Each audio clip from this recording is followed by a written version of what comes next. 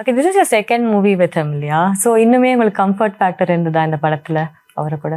Comfort ஃபேக்டர்னா of course knowing the director and knowing half of the cast and crew. ஏன்னா நம்ம shoot பண்ணுறதும் similar லொக்கேஷன்ஸில் தான், ஊர் மக்கள் தான் கூட நடிக்கிறாங்க. அப்போது தெரிஞ்சிருக்கிற நிறைய ஃபேஸஸ் இருக்குது, ஆடு மாடு எல்லாமே இருக்குது.